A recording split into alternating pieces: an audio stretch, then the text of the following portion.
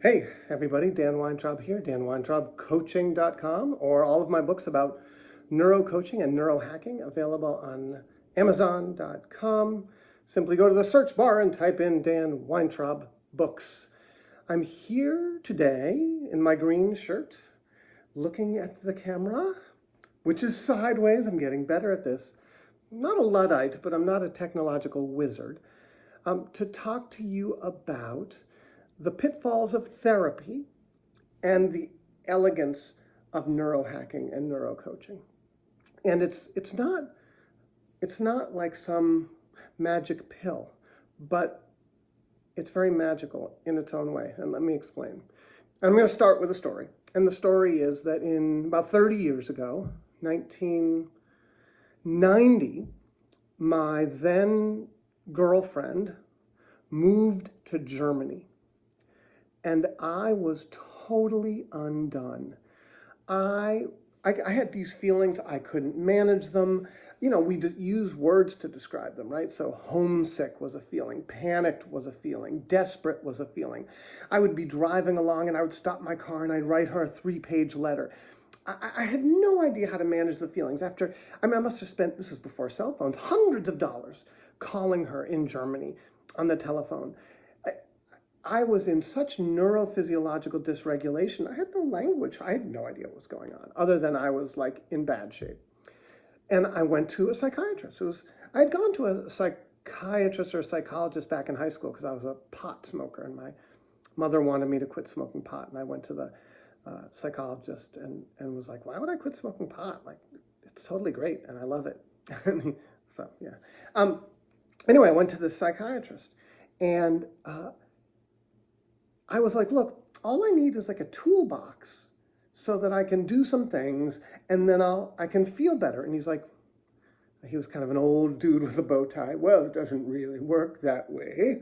You know, you have to do some investigation. I don't know, parodying him. And so now 30 years later, having done 30 years of investigation and introspection and meditation and awareness building, and then the last several years of awakening to the confluence of our neurophysiology, neuroscience, right, brain and nervous system, and awareness. You know, I don't want to say therapeutic awareness, but just self-awareness. I've come to realize that my instinct was spot on.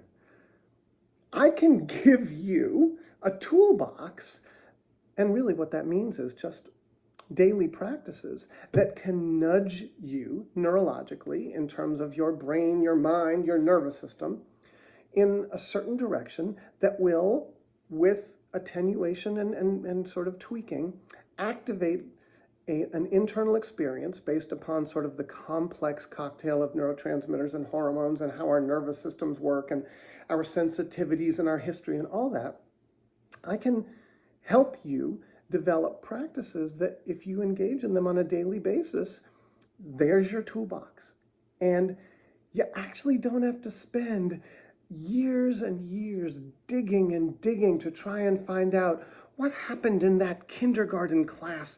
Like in and of itself, there are uses to therapy because doing some work on building that awareness can be really helpful. I think that was sort of a first step for me, and it lasted a long time. I mean, I went through all kinds of processes to become increasingly aware of who I am, how I move through the world, what triggers me, why I repeat the patterns that I do, etc.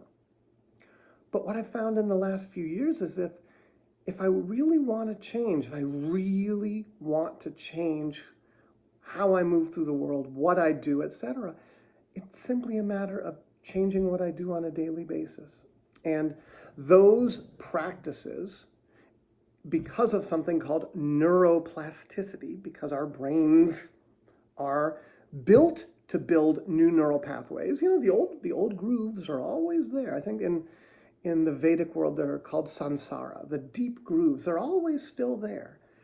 But we can, if we attend to daily practice, we can, through neuroplasticity, change. That's why people who go to Alcoholics Anonymous and who enter those halls as, devout atheists and cynical and angry, and their sponsors say, every day for a half an hour you're going to pray in the morning, and every day for a half an hour you're going to pray at night, and you're going to meditate, and you're going to come to meetings, and you're going to go out after the meetings and have coffee with us. And the people say, no, I'm not going to do any of that. And the sponsor says, do you want to keep drinking and die? And the person says, not really.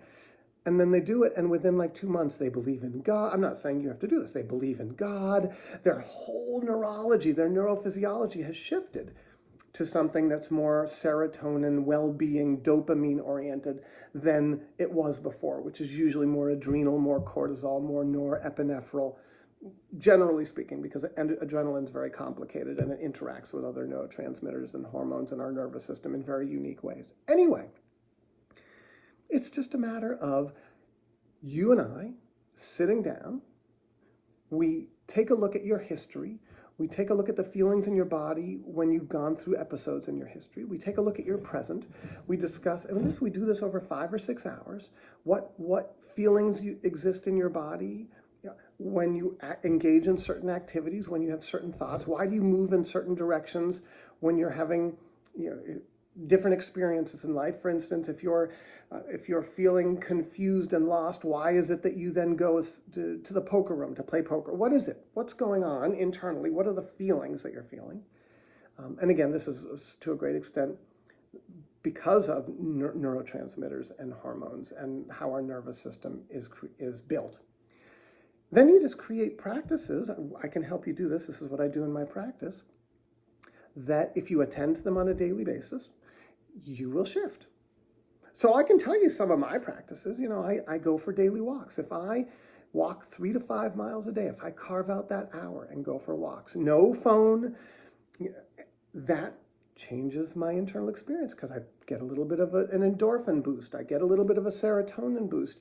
I say hello to everybody on my walks and engage in conversations. That engages a new part of my nervous system that if I'm isolating, I don't have that experience. So I have a number of practices in which I engage on a daily basis. And if I stop, I drift back to that place where I'm habituated. And I end up repeating the same patterns that I am prone to repeat. And I'm almost 60 years old. So what I'm trying to say here is the pitfalls of therapy are that you can't think your way to a different life. You have to act your way to a different life. And I can help you get that toolbox. So anyway, Dan Weintraub, danweintraubcoaching.com. And my book's available on Amazon.com, Dan Weintraub Books. And that's all I've got. I hope you have a great day. Bye.